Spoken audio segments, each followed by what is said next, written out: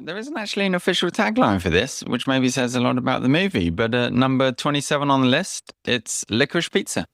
Welcome to Long Play Video.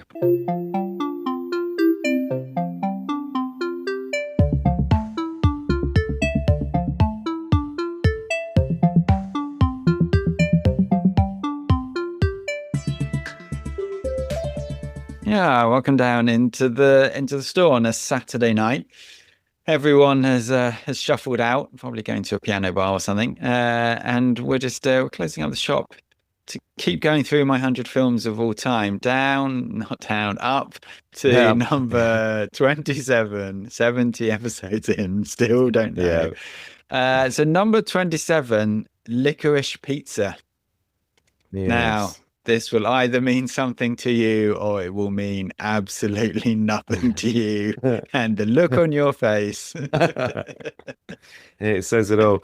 I think my concern is as well, I mean, like a little false sense of security. We've just had Edge of Tomorrow, which was enjoyable. We've had Talented Mr. Ripley, which was enjoyable.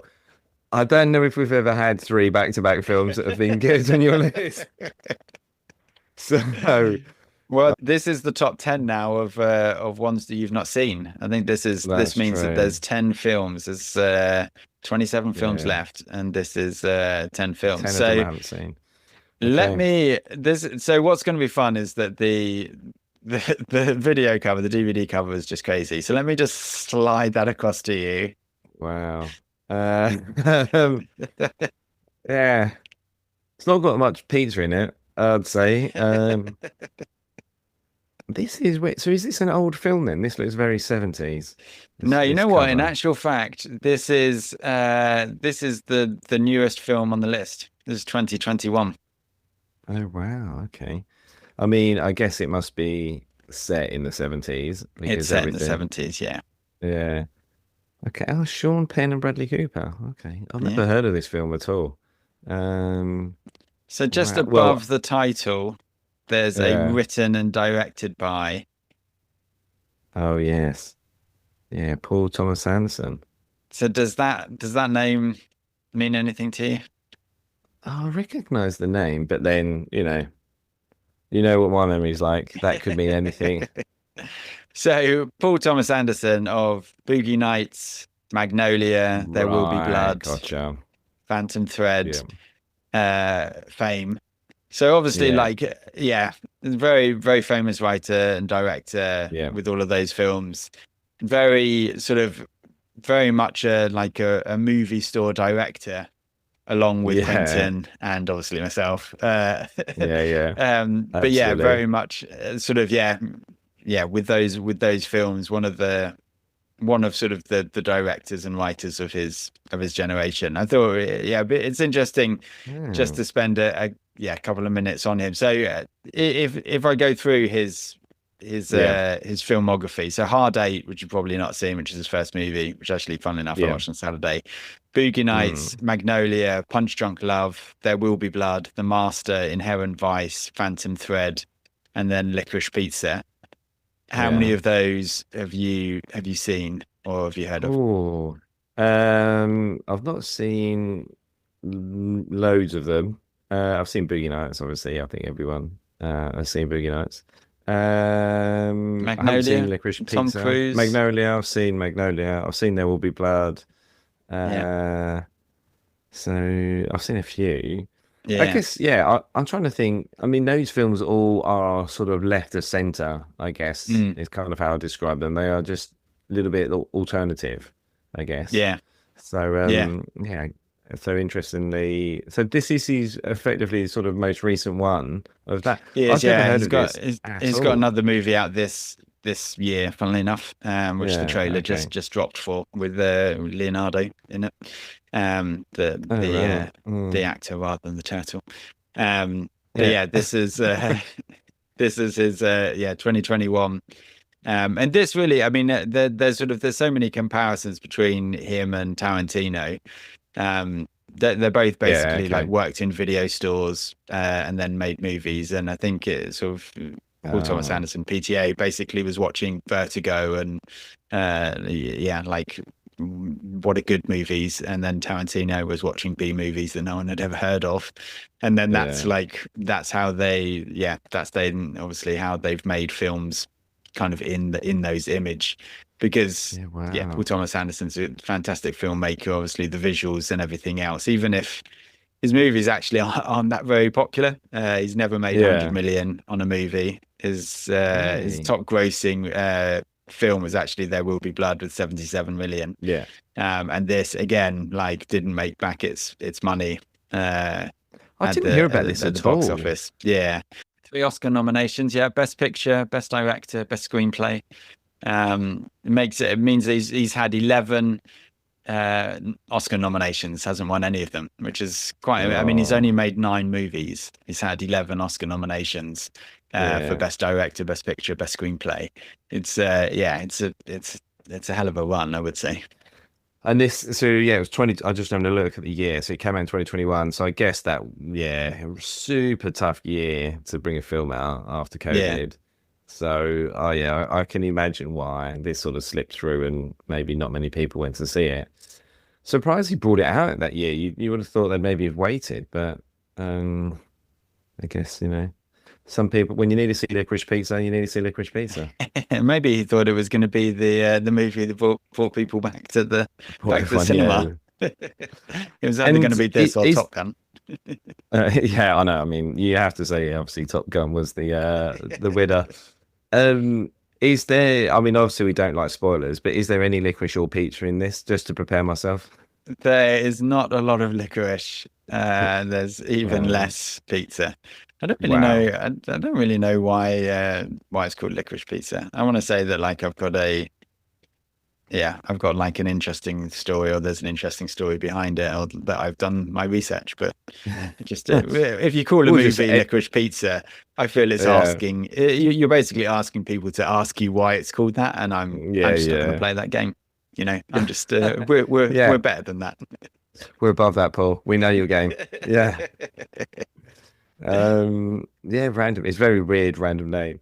Okay, so all right, so 2021. So did you watch this in the cinema then, or did you watch this in a post-COVID like streaming scenario? No, I went to the cinema to watch this. Actually, it's probably one of the first films that I went back to the cinema to watch. Wasn't a busy cinema. I think obviously we were all wearing our masks and stuff like that. But it was one of the first movies that I went back to the cinema to watch. I watched it on my own, funnily enough.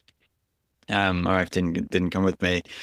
She's since watched it and didn't like it very much. But it was just the trailer was really good. I'm a bit divided really on PTA. I wouldn't say that I'm a massive fan. I do think that I appreciate like what he does, and the fact that all of his movies just make you feel slightly uncomfortable, and there's sort of a very specific vision of how the world works and how the world is. And I do think like there's a lot of comparison with Tarantino, because there's a style. I would also kind of put him in with Wes Anderson, even though obviously Wes Anderson takes it to the nth degree. I do think that in all of his films there's like, it is sort of set in the real world, and it could be the real world, but then it's just stylized slightly differently, which I just really like. I think it's really effective in films. Obviously, I am a Wes Anderson fan as well. And so I think it's kind of one of those where there's just something about the way that he makes films that from Boogie Nights, where kind of everyone realistically discovered him. I mean, I don't think anyone went to see Hard Eight. Which is as I say, like just watched it, and it is very good. It's very similar to Tarantino's early movies. There's a lot of dialogue and like this. I think both of them are also with the soundtracks, because the soundtrack to this is amazing. There's some needle drops in this that is just really, really good. But the two sort of main stars, so Alana Haim who basically is part of a band, which is the Haim sisters, that are fairly big band, but this is the first time that she's ever acted in a film. And then Cooper Hoffman, who's great names. dad is. Oh no, is it? Yeah. Wow. So again, Robert De because Niro. again, because Philip Seymour Hoffman obviously appears in a lot of PTA movies. He was in Hard Days, in Boogie Nights. He was in Magnolia. He was in The Master. Was like the main person in The Master. So yeah, like he just knew him growing up as a kid apparently, and then this is his first role as well. And there is a lot of his dad in him in various at various points. It has to be said. Yeah, you can see the influence for sure. Yeah. Okay.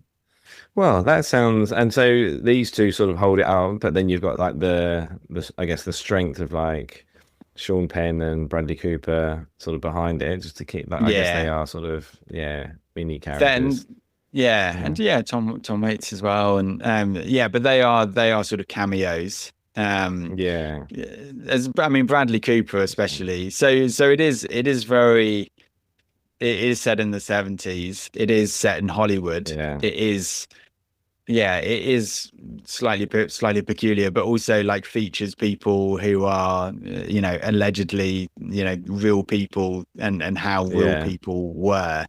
And I think that's kind of what I got from the trailer and then kind of, wanted to go and see it, is that there is something very, it's not even nostalgic, because nostalgic kind of makes it sound like it's supporting what happened, but it feels really like the 70s, really like a memory of the 70s. And it's sort of funny in a way. It's actually, I mean, the algo is not going to pick it up, but it's sort of almost very ET in a way. It's like there's no real adults in it, although some of the characters are adults. But it's just that's like not selling it into me, Andy. I don't like ET. Well, I tell you, it's got Goonies. Maybe the Goonies is a better reference for you. I'll tell you what. Consider we've had two great films back to back. You rolling the dice on this being the third option. I mean, it's a big one. You've gone big. I put them in especially because I thought that you'd like them. No, I think you just have to. That's the thing. You just have to go with it. Like again, it's not supposed to be real, and I think there's a lot of people that get caught up with like if this was real, and also there was a fair amount of commentary, if not controversy, on some of the plot lines in it, but. I think growing up in the like early 80s and being like, the kids that would just get on a bike and leave home all day and then come back. Like I can imagine that this is what the 70s was like. And again, I don't think it's like saying that there's no judgment. It's not right and it's not wrong, but like it is, it does feel real, and it does feel very much like how we kind of grew up seeing the 70s. And because of that, I just found it really funny, and like didn't bother questioning, too much of it, because again, it's that Wes Anderson, Tarantino, and like, this isn't real life, but it's just as you say, like it's just off to one side, just off left field for it. Okay, interesting. Well, I mean, so I feel like there might be some romance in this. Just gonna put that out there. Okay, and I guess it's sort of like a coming of age type sort of film of just kids in the 70s. All right, well we'll see. You had a good run. Well, I'm interested to see. I haven't watched it again. I think like there's a fair amount of recency bias in it, because it was quite new, and it was I think it was just sort of, it was a film that there's a couple from 2021, funnily enough, in the list, and then there's a couple from like late in the 2010s, but I do think this was a film that I just enjoyed immensely, like, and more than a lot of films that I had in the last the last sort of 5 to 10 years, which is why I put it in. And when I first did the list, actually this was a lot higher, and then I was like, that's probably recency bias, so I moved it down. I'm looking forward to watching it again. Was this the first film that you watched in the cinema after COVID? Yeah. No, no, no, it wasn't. I That was went to. Top Gun Maverick. I did go and see Top Gun Maverick Oh, did you? in the cinema. God, Yeah, but no, I you think must really had bad COVID.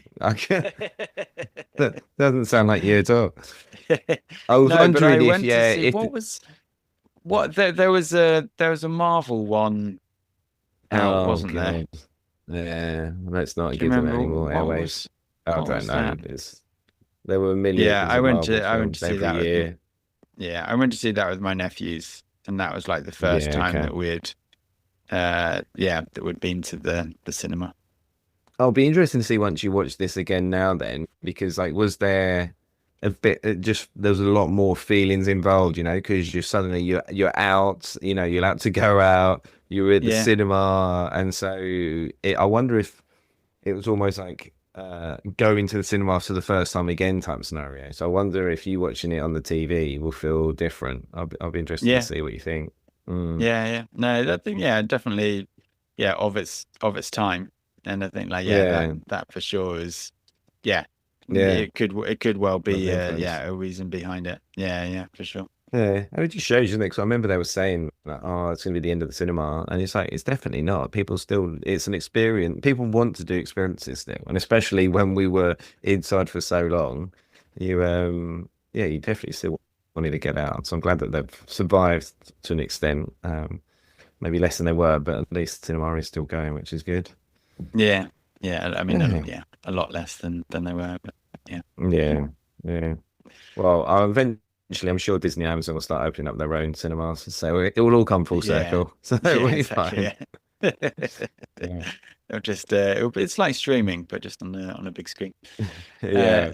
yeah, awesome. All Well, yeah, right. hopefully the cleaners have been into the prediction room Yeah. because it was quite dusty because we hadn't been in there so long last week. But Yeah. yeah, I'll go in and make a little prediction on. I don't want to Yeah. sway you one way or the other, so I'm not going to say. Although I think we all Yeah. know that you're going into this with low expectations. So Hey, let's not say that, but you know. Yeah. Yep. well, how do you feel The about runtime Wes actually. Anderson? It's just over 2 hours. It's not long. Oh, Two and I a love how quarter. you say now 2 hours is like oh, I long. mean, I'm a it's not. 90 minutes person. What do I feel about Wes Anderson? Yeah, I think yeah, yeah, Do you he's remember done some some of good his films? films. Did he? Is he the one that did Fantastic Mr. Fox? Yeah, yeah, Yeah. Oh, I love that film. That was a great film. He's very sort of, I guess, left to center as well, right? Like, yeah. I mean, he's different. more extreme. Yeah, he's definitely more Yeah. extreme than BTA. There was one. Yeah, I did. I'm sure there was one that he brought out recently that I didn't see. Asteroid City. Yeah, I hadn't seen that Mm. yet, and I wanted to see that. Is that any good? Yeah, yeah, yeah. I mean, No. it's very similar, but Better or worse than Isle of Dogs? on the spot, I would say better. Really? You know how good Isle of Dogs is? I found the second third like meandered a little bit, and then it kind of ended Oh, strongly. so you Yeah, think at it the had a moment it's just bad Fifth animation. Element? It's just animation that you like. Wes Anderson's done all these great live action movies, and you're like, Mm. yeah, no, the cartoons that he makes are great. Oh, Fantastic Mr. Fox is good, and George Clooney's very good in it. The Yeah, Grand it is, yeah. Budapest Hotel, I did like that. That was good as well. Mm. Yeah. All right. Well, yeah. I mean, I feel like you're trying to set me up to like this film, and I'll do my best. You know, I'll try it. three in a row. I'll start on. It's difficult for anyone to say. Well, I'll tell you, yeah, exactly. Not often. We've covered this with the movie stars, right? Often it's difficult for movie stars to get three good films in a row. So anyway, If they're not saving the world, it's yeah, you know, then it's nothing. it's tough. Yeah. Well, yeah, All yeah. right. We'll put it on. We'll see what you think. And Yeah. we'll see you in a sec. Okay, so can we make it three good movies in a row? There's obviously I like this film. There's a lot to like in this film. Will it be a bit too random for Kev? Is the question that kind of plagues me. There's so many great scenes, he likes a good scene, but at the same time, it doesn't really come together as a like full story. So yeah, I think that'll be interesting to see. I hope that we can keep the streak going, but we all know that might be a struggle with this one.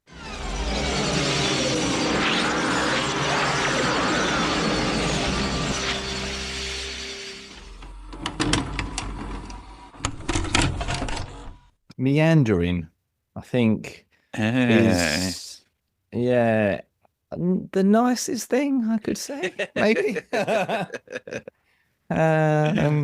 I mean, I can cover off what I liked as well quickly, which was the title, and then we can move on.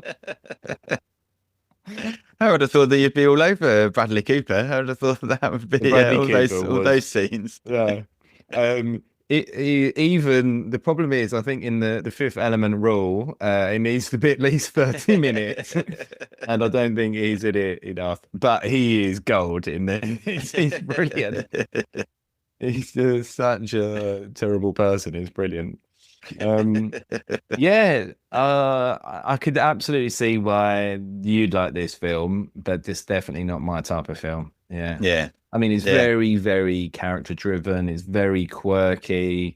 I mean, I guess we'll get on to the 15 versus 25-year-old thing. Yeah, well, 28. It's funny. A lot of people seem to miss that. In the truck, she says, like, he says, well, why aren't you together? She's 25. She says she's 28, and then he says, what? And she says, I'm 25. And like a lot of people miss that, because obviously like 25 and 15 is weird, but 28 and 15 is even weirder. So wow. Yeah. Well, let's. Okay. Well, yeah. So she actually took Yeah. So I mean, let's unpack it. So it's let's go straight in. All right, go on then, Woody Allen. Talk to me about it.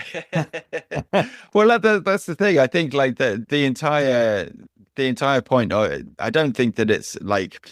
It's obviously not condemning it or approving of it. I think it's the point, and like meandering is a good way to say it, because obviously there's not a sort of a conventional plot. It is just sort of happening. But I think for me that kind of makes it more of a like memory of just like this is kind of the 70s. This is what happened, and then I think it does make sense. Like their relationship does make sense, even though it's 15 and 25 or 28, because she's not going anywhere. She's like, working handing out mirrors and combs to people to get their yearbook photo taken, which can't be a steady job, because obviously yearbook only happens in the school every now and again. So that's the thing. Like, I think in the first 2 minutes, I think it's such a great introduction to the characters. Like, you literally in that first scene, you know everything you need to know about the characters. That she's stuck.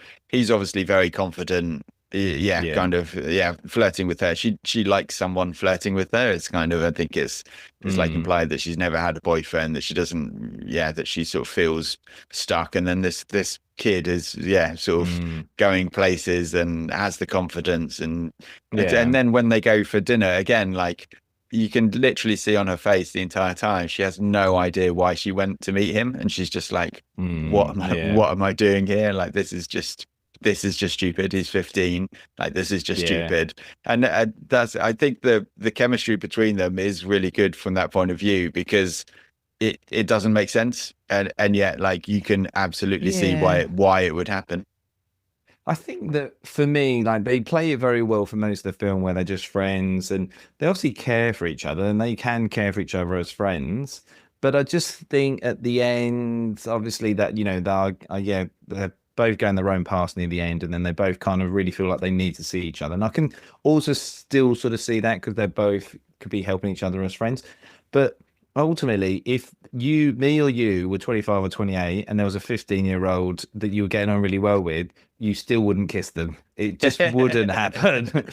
And but it's a different dynamic the other way around, and also it's the 1970s. So like, I think that well, in many ways it's worse, because men mature slower than women. So although he's 15, really mentally he's about 10. But I think you know. she's obviously matured even slower because, but that is also the thing. Like she also knows that it's weird, right? When she's like, do you think it's weird that I'm hanging out with Gary and his mates? And her sister's like, oh, it's whatever you think it is, man. And she's like, I think it's weird. Yeah, and it's right, and that's good. And I think she now. I thought they played it quite well in that part. I mean, I don't think for me that didn't make or break the film. The rest of it being terrible is just what I didn't like it. But I think they play it quite well.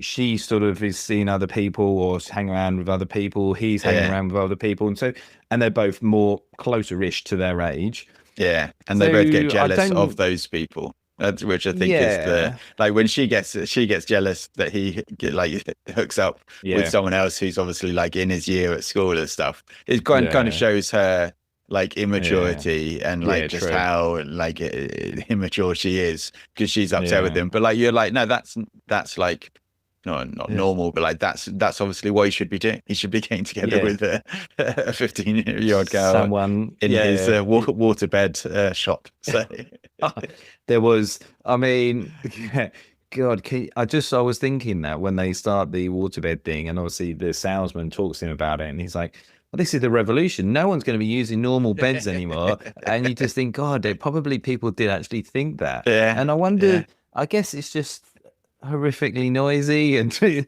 prone to break.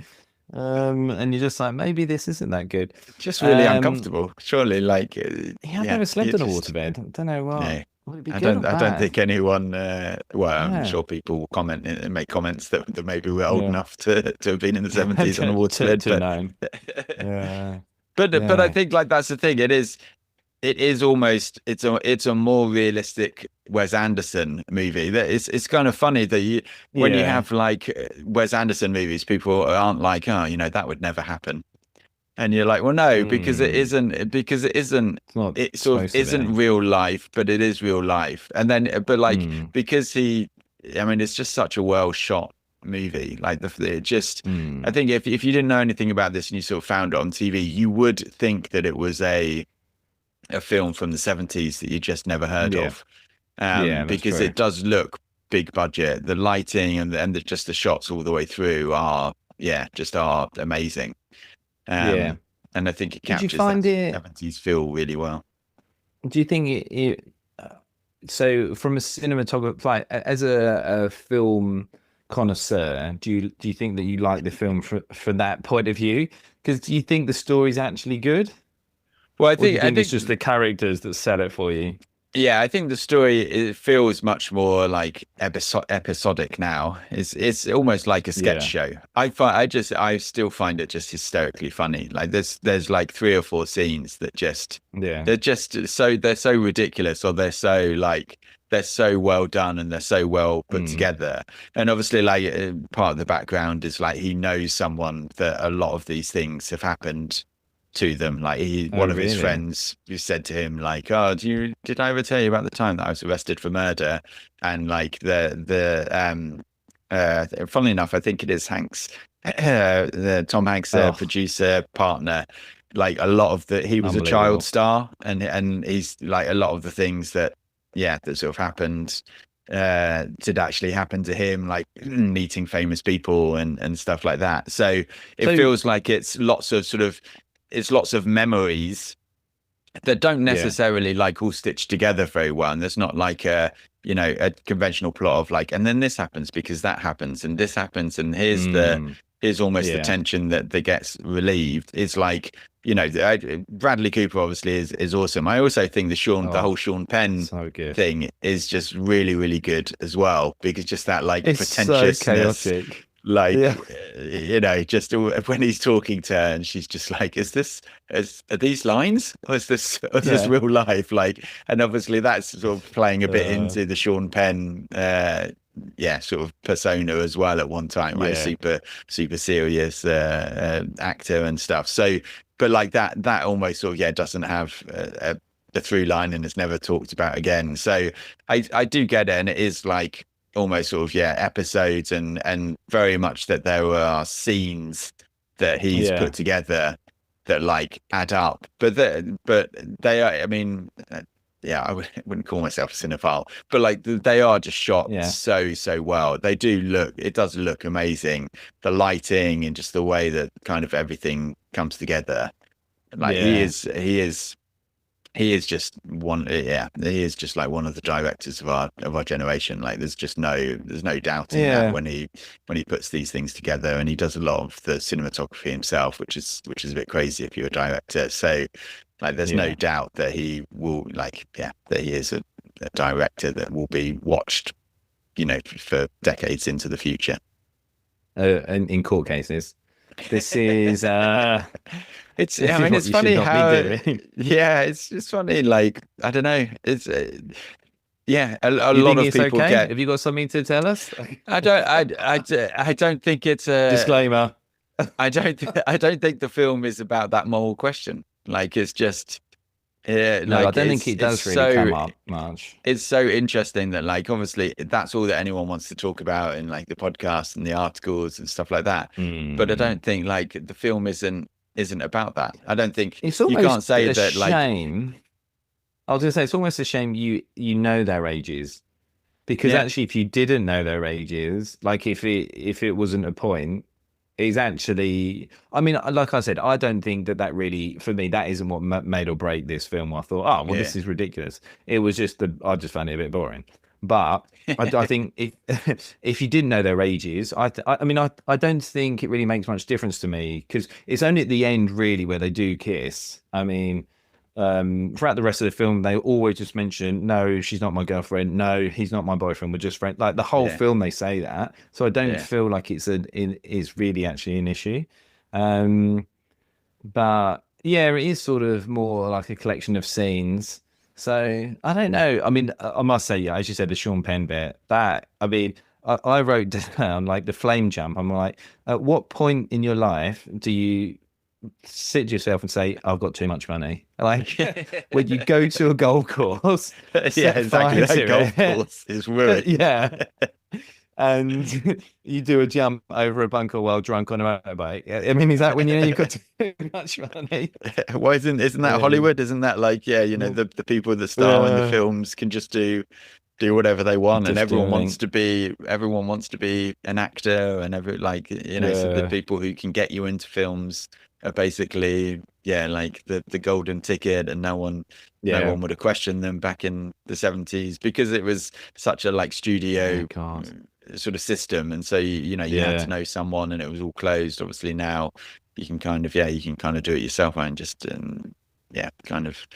there's other ways in. You can get spotted online and stuff like that. But can you imagine, like now, like if you went in and they said, "Oh, can you horse ride?" And you're like, "Yep." Can you speak Spanish? Yep. They'd be like, "Okay, well, we're going to test that now. So, can you get on this horse and speak all to us in of the Spanish? Things. Can you fence? Yeah, no, I can do that. She can speak like French, Spanish, Portuguese. Can you sail? And yet she's trying to be an actress. You're like, well, if you're this talented, surely there's other jobs that you can do. But again, was like funny, wasn't it? I feel like that would be accurate. Yeah, but like that's even her, like the scene with the agent is also just super funny, and she's so great at it. Which that is good. Yeah, she's just like, you're a fighter, and like she really sells that. And she's been in a couple of his movies and in a few other things as well. And that's the thing. Like I think almost it'll be interesting. And it sounds like you won't do it, but like I think almost this has a lot more rewatchability. Almost because of the Fifth Element rule of like, there are just scenes that like the scene is really, really good. And maybe like you either, I like it because I think it's just funny, and the scenes don't necessarily have to come together because I like that style. Because obviously, as we talked about before, like where does a story begin and end, and how much of the story are you seeing? Like the fact is that you could have a movie that's just Sean Penn, you could have a movie that's just Bradley Cooper. You could have a movie that kind of looks into like, how did Gary Valentine get to that place and stuff like that. But almost you don't need to have it. But I do think like if you watch the scenes with Bradley Cooper in Isolation, or even like the truck going downhill, or any of these things, that's good. like that's the thing. There's so many really great scenes that like almost rewatchability. You'd if it's on, you'd then like go out for your cup of tea, and you'd come back in and be like, oh yeah, this scene's really good, and you watch it, and then sort of go back, which again is like a very 70s vibe. So the only 4 scenes are actually worth watching. I think there's more than that. I wish you'd have told me this beforehand, and I could have just watched those 4 and then been, I like this film, and save myself an hour and a half for the rest of the film. The truck going down the hill was brilliant. That was great. They're like, we've got no fuel. Get moving. That was really good. That was just very after he like smashed up his car. Yeah, I think all the bits with the family, I think are great as well. Like all of the sister, because obviously they are sisters, and they're in a band. Whether you've ever heard of the band, I'd never heard of them. Like, Oh, okay, they're sisters in real life. Yeah, the Hyam. Okay, no. So yeah, the 3 of them are sisters, and apparently like that is the dynamic. Like Ilana is actually, apparently she's like the 3rd vocal and like backup guitar. Like she's actually, people who know the band are like, if you would have told me that there was a movie with someone, like we would never have said it was Ilana, because she's kind of a bit in the background and stuff, which is funny because that's actually like, that's kind of the character that she's playing. Well, exactly. She's not going anywhere, right? That's the whole point. Yeah. But that she does have some good lines in that as well. The sisters, I must admit.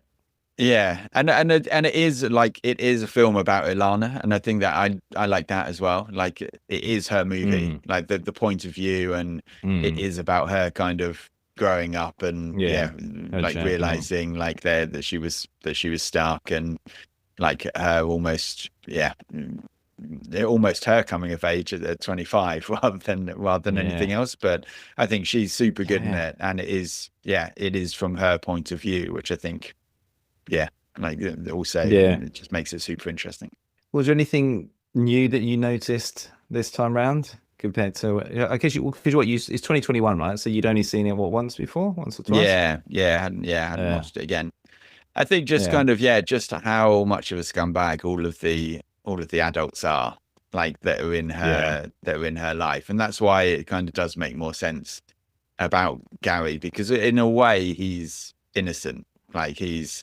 And he is, isn't he? He's just a 15-year-old boy doing exactly what 15-year-old boys do. He's opened a company called Soggy Bottom, for God's sake. He's just doing whatever he wants because the latchkey kid is taken to the But like that's the thing. Like, but he is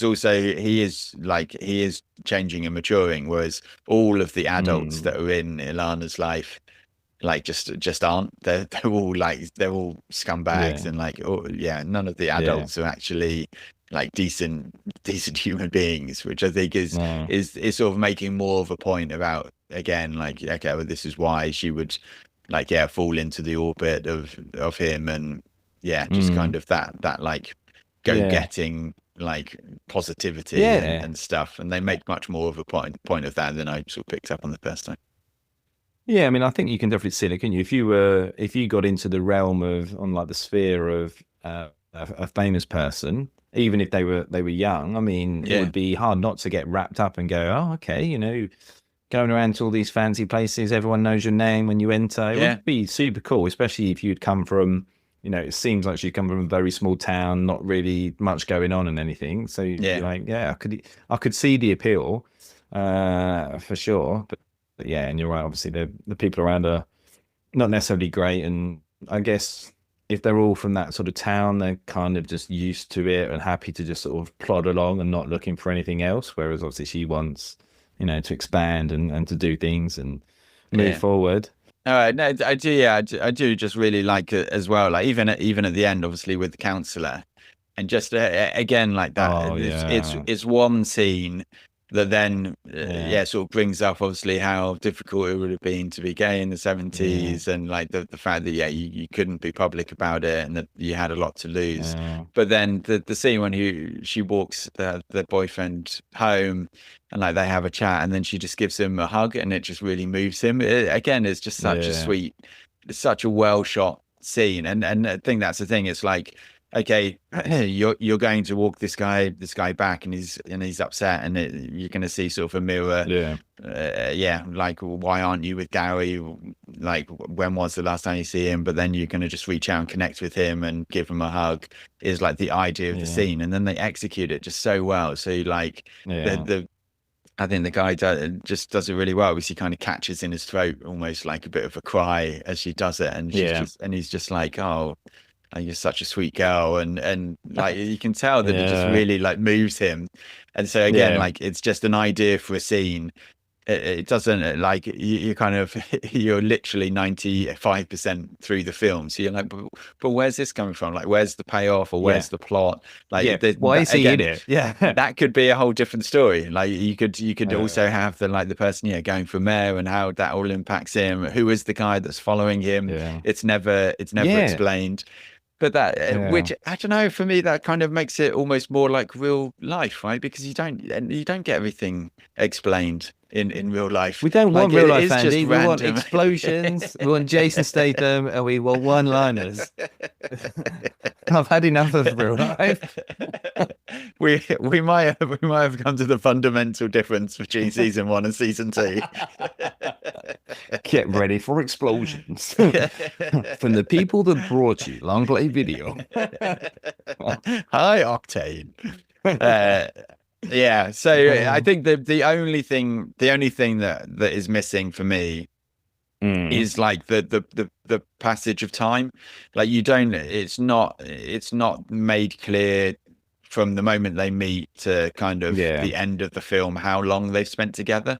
And I think kind of it feels like it should be quite a long time, and that they've months, been right? together, well, or even like a year or something. I don't know. It kind of feels like, because for her to go and chase after him, and even like so when she goes out with the guy and then sees him at the waterbed place and he gets arrested, you kind of want, almost like, oh, I haven't seen you for a couple of months. So you just need something to explain, actually, like, she's softened to him now because, she kind of reckoned like it was fun. He flew her to New York, which is pretty wild.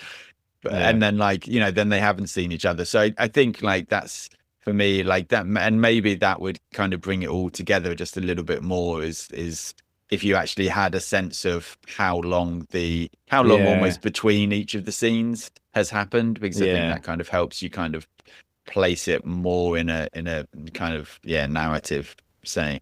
Well, here's my list of things that would make the film better. So, number 1. Next time you bump into a famous director, see if you can pass your notes along to Paul Thomas Anderson, who seems to be doing quite well from a career point of view. But he's not been in the shop recently asking for you to contribute. It's a shame. Imagine how good these films would be if I had contributed. You should definitely watch his new trailer, because it's got loads of people shooting guns and like getting chased. I think maybe there isn't even an explosion. So maybe he has heard this. One battle after another. Okay, that does sound more like the kind of thing I want to watch. Comedy action. It's got Leo in. I mean, I do think all of the actors are really, really good in this. Like, considering that this is Alana's first film. Obviously, like, Cooper is his first film, and then Bradley Cooper. No, Cooper is Cooper. The main. Yeah. I was going to say, I've missed something here. I mean, that NCT come down is obviously really tough. He really struggled. Okay. So, I mean, I don't think there's anything that really dates the film, right? He's set in the 70s, and so I think it's, it all works well. It fits. It's, as you said, it could easily have been filmed in the 70s. Well, that's the thing. I don't know. It's I think it's so well done that it's like it feels like what the 70s were, even if it probably isn't. But it's like it's almost like it's so much how we would think the 70s were based on like films from the 70s.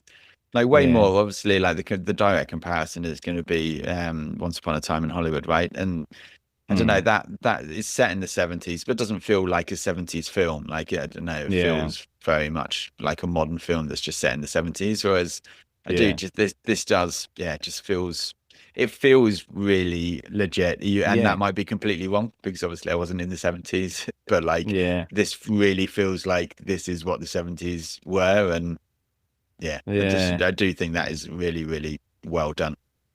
It definitely feels like it's from there. I did, what was the thing about, was pinball actually illegal?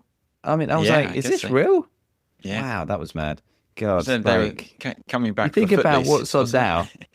Like, what is going on? Like pinball, you look at like I guess like a PlayStation game or something, and you go, and pinball was illegal. Lots of times, I think people have been trying to ban video games all over. So. Yeah, and it all started with pinball. So, would this film be better with Keanu / Swayze, or Keanu as all characters, or Gosling and Stone as any of the characters? I mean, this category is getting a bit big. We might have to trim it down. No, I don't. I think it's really specific. I don't think think anyone else could do these. That's definitely not my answer. Yeah. You want to see Keanu in all of them? Yes, I do, and I think it makes more sense. I'm not sure that Keanu would be able to pull off all of the parts, but maybe. And it'd be funny to see him in the Bradley Cooper. Yeah, could you imagine it? He's sitting on the side of the road, looking at himself about to smash that window. That would be good. That's a great scene when that happens, and then he's past, and then the two girls come walking past, and then you just see him catch up. Oh, do you guys like peanut butter? Yeah. So that was a funny one. Apparently, again, stories galore from the film, but apparently, like they checked with the guy whether they could use his name because it is like based on a real person. Yeah. And basically, he said, I'll only agree to it if you actually like use my chat up line, which is that chat up line. Butter. Yeah, wow. Yeah. So and also apparently he said he at some stage he has to hit on Ilana because I would definitely have done that in the 70s as well. So he was like, there has to be a scene, and so then they wrote the scene in the truck where he's obviously like being super creepy, and that was because he was like that's completely what I would have done in the 70s. That's crazy. So that guy's still just like, yep, this is it. So hold on, so it's John Peters. John Peters, that's who it is. Yeah. Oh, I don't know who this guy is. Is he? Have you looked him up? Yeah, he's like he's a crazy producer, and he looks like, if it's the one that I'm looking at now, he looks like the kind of person I could imagine doing. Well, apparently at the time he was dating Pamela Anderson, like the time the film came out as well. So. What, in 2021? Yeah. No. Yeah, apparently. Oh my God, I'm gonna have to research this guy. Oh, and so he did actually go out with Barbara Streisand. Yeah. So that's all sand. Yeah, it's brilliant. Yeah, he's just like, no, and like looks at his. That scene is brilliant. Looks at his man, like what are you? Yeah, and then he's like, oh, you're from the streets. I didn't recognize it at all. If I can see it, you're from the streets. He's so good in this Cooper, Bradley Cooper. He's brilliant. Yeah. Characters then, obviously we had you down as the 15-year-old, but I mean, that might be one of the quotes for the podcast. I thought the DJ who does the ad for them is quite good, obviously. Getting into the podcast, but I think he's just amused by the whole thing. He's just a bit like, what are you guys doing? Like, what are waterbeds? Yeah. It's just like, what is this thing? I'll read this out. It's fine. So, God, that was back in the days, right? When you really put effort into radio ads, and they actually were quite useful because that was the medium of how you could actually advertise to people. Well, God, at the time as well, if everyone sat in their car waiting for petrol, that'd be McDonald's, super effective. Yeah. So, yeah. I had to go for Bradley Cooper. I had to. I mean, his character is just as soon brilliant. as I saw this film, I was like, that's Kev. That's Kev, basically.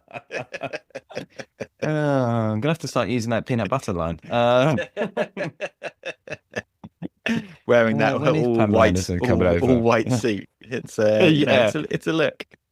It's a statement, and that is for sure. I mean, wow. Can you imagine going out in an all white suit? How would you ever return and not have beer, ketchup, or something all over it? It'd be like, I mean, it's not in a good place when they do see him when he smashes the window. It's like ripped and torn and dirty and stuff. It's she's just hiding. But again, like, that's really great. And then I think the way that she's looking at, like, when they're coming back from getting the gas, and then they're being like 15-year-olds with the nozzle.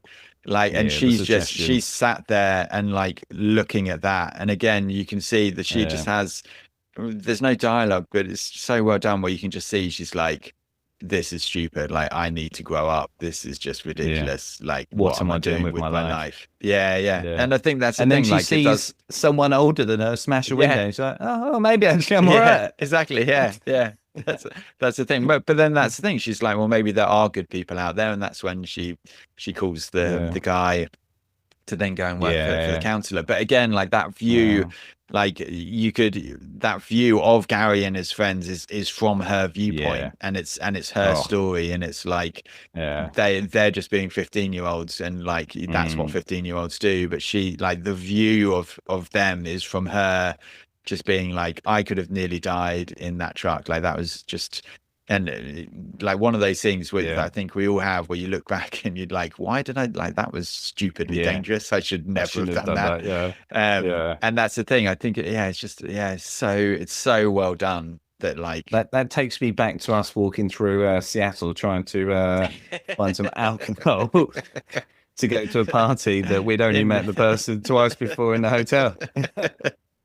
Seems legit. Well, they had to come with us so that we didn't get mugged, and we were like, okay, well, fine, if you want to come, then that's fine. Seems unnecessary, but go outside. Maybe. Sounds legit. I'm into grunge.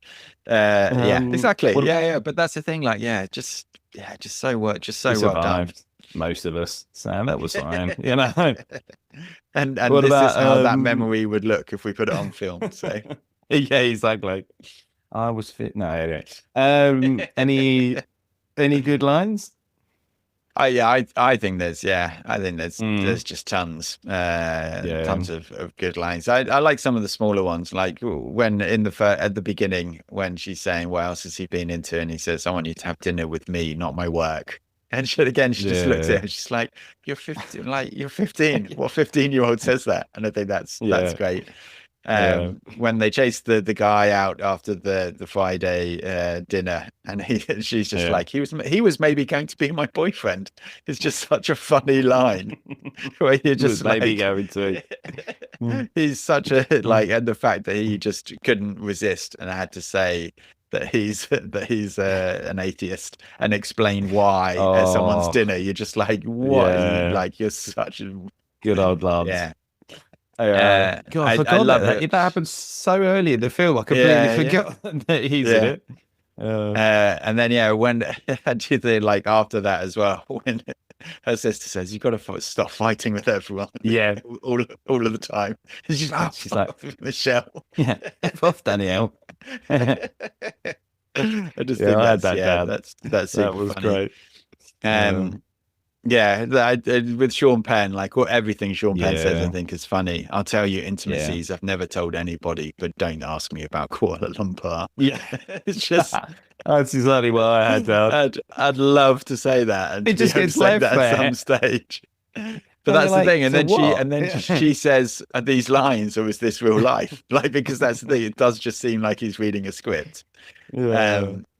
Again, that, like, the running and the like falling off the back of the motorbike and him running through the mist and stuff, that is Yeah, like that's such a good scene again. Like that's just it's so that is funny because you don't expect her to fall off at all, and he just starts, and then she's fallen, and it looks like she falls off exactly how you imagine her to fall off. Yeah, and then he's so like odd, like alcohol, probably drugs, that he just doesn't even realize that he's just going exactly for it. Yeah, but then like Gary instantly starts running to her to help her. Like that's like you see him literally doesn't think about it at all, and then he's running. You got the mist, then the bike goes past him, and he keeps running, and it's like what's going to happen that side, and then they all just go back to the bar and have completely forgotten about her. But he hasn't. It's again, it's just such a great scene. It's the romance. It gets you every time, mate. It's your weakness. You know, it's your what? kryptonite. I'm a romantic. I'm fine with that. I'm fine with that. Even when they're 50. And then not when they're 50. when they say, oh yeah, I know Kwamagar, and she says, oh, I'll say it's like Kwati, and she says, well, it's more like I know how to use a pen to kill someone, and she's just like, oh, okay, I think that's a great. Again, in an interview, that would be great to say that while you're sitting there with the pen about to sign the contract. Just so and the fact that like she's so clueless, even when she meets the people at the end, and she orders a martini, which clearly like she just doesn't know what a martini is. It's just that she had them with straw pen, and then he's like, would you like an olive or a lime? And she's like, yes. I know. I was thinking, does this person not know how to make a martini, or are they just like quizzing her? Well, you can have one or the other. Lime. That would be. Do you ever have a lime in a martini?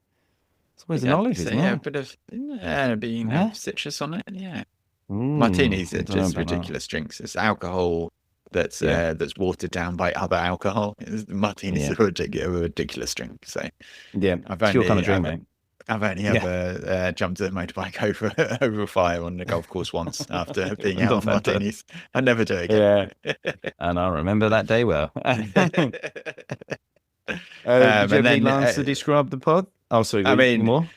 No, just for the pod. I'm a showman. That's what I am. Surely that's the description. Did you? I had smooth or crunchy. Is that our nicknames? Interchangeable. I'll be smooth. You can be crunchy. You've got anger. I've got the smoothness. It's fine. You're the smoothness. You do love the romance. What about the reviews then? So a lot of people obviously focused on the age thing. Did anyone say that it was just a bad film? It's not to do with that. There's very few written reviews. I don't know. Obviously, this is so new. So there was only one. There's only one 3-star review, and I did actually think that this would probably be what you kind of thought. So I'll read the whole review. The first scene offers so much in this film, leading you to think a classic is just about to pass before your eyes, and then it doesn't. On the plus side, great performances from the leading two actors, and the film at point captures the 70s feeling. On the downside, it runs too long with many scenes that could easily be deleted without affecting the overall film. All the scenes with Bradley Cooper for a start, and I think he's normally a terrific actor. Yeah, that's a bit crazy. They're the best scenes. And the scenes when the lad gets arrested, pointless. In conclusion, watch it, but please don't expect a classic. Well, yeah, don't watch it actually, to be honest. Just bypass it. I mean, presumably you've given it less than 3 stars.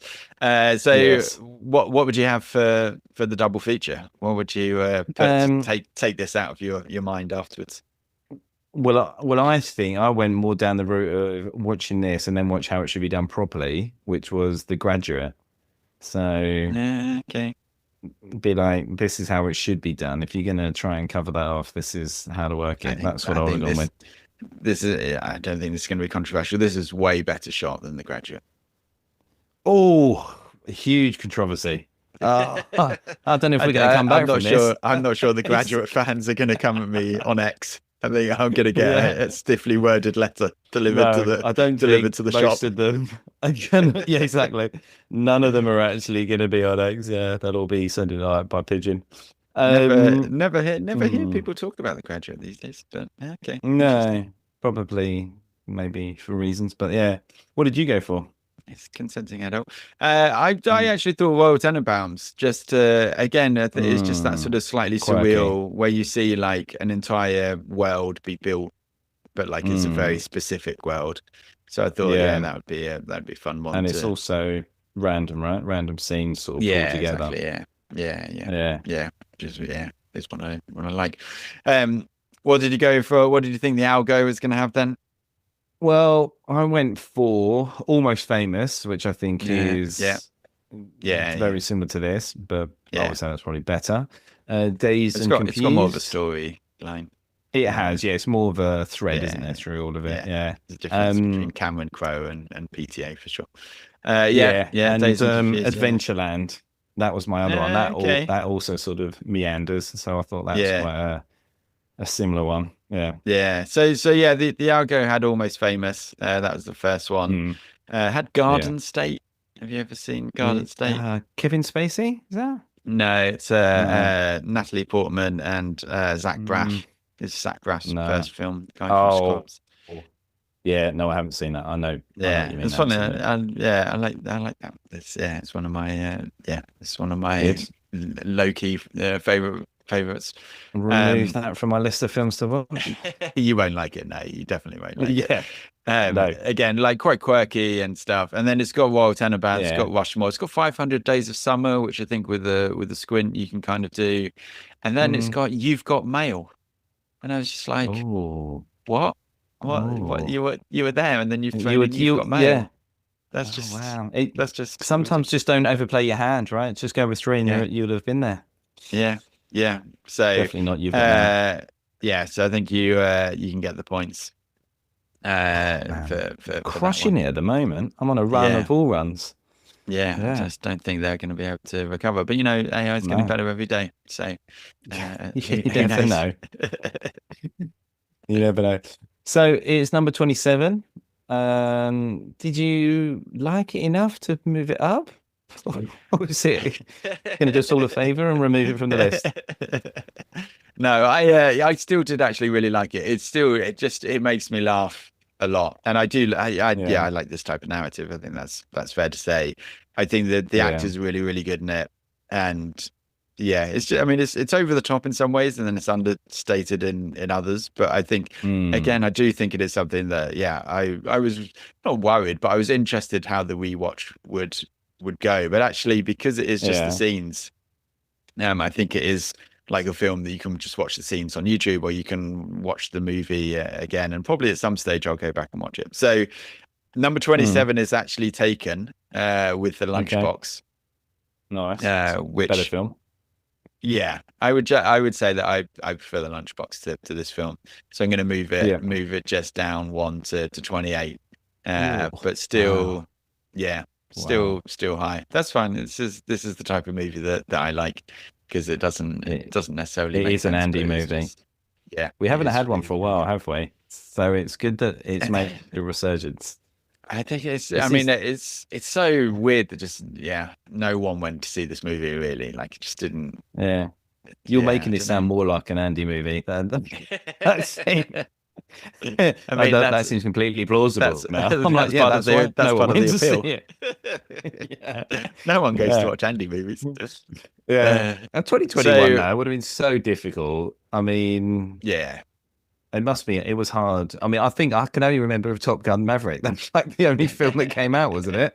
Well, funnily enough, the DVD just went straight into the extras, and it's funny because they're all like filming. They're filming it, and they're wearing masks and stuff. Like, extra people are wearing masks, and they said like the family dinner, because it's actually her mum and dad as well, so it is actually their family. And she said like that was the first time they'd actually all got together, because they could kind of get together as a family, because they were filming the film, but they hadn't kind of been together because of COVID. So, well, fair enough. But let's make sure no one else watches it. Just how far down are we talking? Well, we've got a new entry in the into the bad section. Oh, it's it's gone in 65 above Empire of the Sun below Cock and Ball. Okay. So it's top of at the bad, top of bad.